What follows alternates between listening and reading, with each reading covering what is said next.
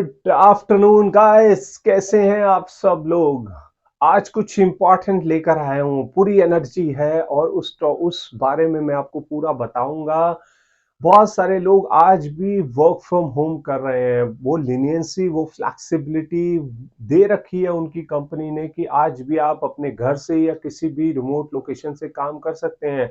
कुछ लोग गोवा चले जाते हैं, बीच में बैठे हुए रिलैक्स होकर अपने काम को कैरी फॉरवर्ड करते हैं। कुछ एग्जॉटिक प्लेस, लुक्रेटिव प्लेसेस में चले जाते हैं, हिल एरिया में चले जाते हैं, जो नेचर के साथ एंजॉय करते हुए, स्नो को एंजॉय करते हुए अपने काम को कैरी फॉरवर्ड करते हैं। बहुत सारे ऐसे लोग भी हैं जो विदेशों में, फॉरेन कंट्रीज में टूरिस्ट वीजा लेके चले जाते हैं और वहां पर 3 से 6 महीने का स्टे करते हैं, अपने काम को कैरी फॉरवर्ड करते हैं।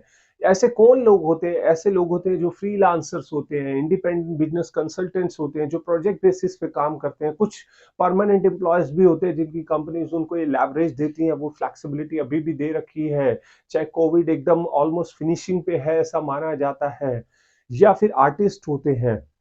लेकिन दिक्कत कहाँ आती है? अगर वो किसी फॉरेन लोकेशन में जा रहे हैं और उन्होंने चाहे लॉन्ग लॉन्ग स्टे वीजा भी ले लिया है, यूजली 6 महीने 1 साल का वीजा मिलता है, लेकिन कभी कभी बहुत सारी कंट्रीज में उससे भी लंबा मिल जाता है। लेकिन प्रॉब्लम क्या आती है कि वो 3-6 महीने रहने के बाद उनको वापस आना पड़ता है। लेकिन एक स्ट्रेच में वो 90 दिन से ज्यादा नहीं रुक सकते, वो चाहे वो मल्टीपल एंट्री वीजा हो। तो ये सारी प्रॉब्लम का सॉर्ट आउट करने के लिए एक ऐसे वीजा के बारे में आज मैं आप लोगों को बताना चाहता हूं, जिसके बारे में मेरे को लगता है बहुत कम लोगों को मालूम है और ये इन्फॉर्मेशन सब तक जानी चाहिए। तो नमस्कार दोस्तों, मेरा नाम है Lalit. Welcome to my channel Globo Trade Maestro.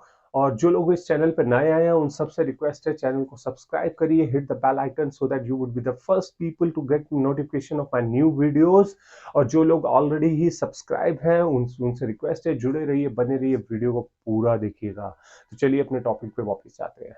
तो मैं बात कर रहा था उस वीजा की जिसका नाम है डिजिटल नोमैड वीजा। यहाँ डिजिटल नोमैड वीजा क्या है? ये वीजा बेसिकली, ये वीजा एक टूरिस्ट वीजा की तरह ही काम करता है, लेकिन इसके बेनिफिट क्या है कि इसके ये लॉन्ग स्टे वीजा मिलता है। 5 साल तक का मैक्सिमम ये वीजा मिलता है, जिसके अंदर आपको बीच में 6 महीने बाद, 3 महीने बाद वापस आने की जरूरत नहीं है। कोई स्टे वाला नहीं है कि एक आपको वन स्टे 6 महीने से ज्यादा नहीं कर सकते, फिर वापस आके दोबारा जाना पड़ेगा आपको। एक ही बारी में, एक ही गो में आप वहां पर जितने ड्यूरेशन का वीजा एलोकेट होता है आपको, आप वहां पर रह सकते हैं। अब इस वीजा के अंदर बेसिकली, इस वीजा को बहुत सारी कंट्रीज दे रही हैं। अगर मैं कुछ कंट्रीज की बात करूं, Greece, Germany, Indonesia, Portugal, Dubai, then your Indonesia, Estonia, then the Bahamas.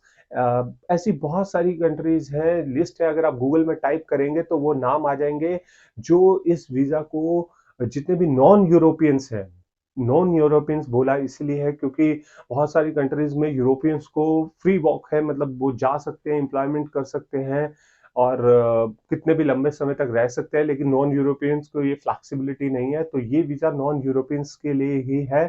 लेकिन आपको क्या करना है, जब भी आप किसी कंट्री में इस वीजा को अप्लाई करेंगे, तब आपके वहां पर rules and regulation, paper work को चेक करना बहुत जरूरी है। अगर मैं एग्जांपल के तौर पे आपको बताऊं तो जैसे इंडोनेशिया है, ये वीजा को 5 साल के लिए देता है। और सबसे बड़ा मेजर बेनिफिट है कि टैक्स फ्री है, मतलब आप वहां पर रह सकते हैं 5 साल तक, आपको किसी भी तरह की टैक्स और रिटर्न फाइल नहीं करनी है। आप अपनी ओरिजिन जो एम्प्लॉयमेंट है कंटिन्यू कर सकते हैं, वहां पर आप अपनी टैक्स फाइलिंग करिए, वहां पर अपनी रिटर्न फाइल करिए। आप वहां पर एज ए टूरिस्ट रह सकते हैं, लेकिन वहां पर कोई एम्प्लॉयमेंट जनरेट नहीं कर सकते, कोई इनकम वहां से जनरेट नहीं कर सकते। आप जो भी है, आप बस रिमोट लोकेशन से अपनी कंपनी के लिए काम करेंगे। जब भी आप ऐसे वीजा को अप्लाई करेंगे तो आपको अपना एम्प्लॉयमेंट प्रूफ देना पड़ता है, मिनिमम इनकम देनी पड़ती है कि कितनी आप वहां से अर्निंग कर रहे हैं।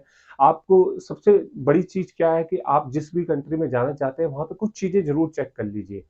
नंबर वन, वहां पे लिविंग, कॉस्ट ऑफ लिविंग क्या है, क्या आपकी सोर्स ऑफ इनकम अलाउ करेगी वहां पर रहना। नंबर टू, वहां का वेदर कंडीशंस क्या है। बहुत सारे लोगों को बहुत सर्दी पसंद नहीं है, बहुत गर्मी पसंद नहीं है।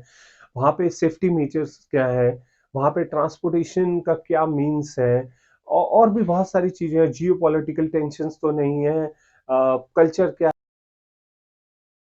हो जाएंगे। तो बहुत सारी चीजें हैं, वो वहां पर जाने से पहले, वीजा को अप्लाई करने से पहले जरूर चेक करिएगा।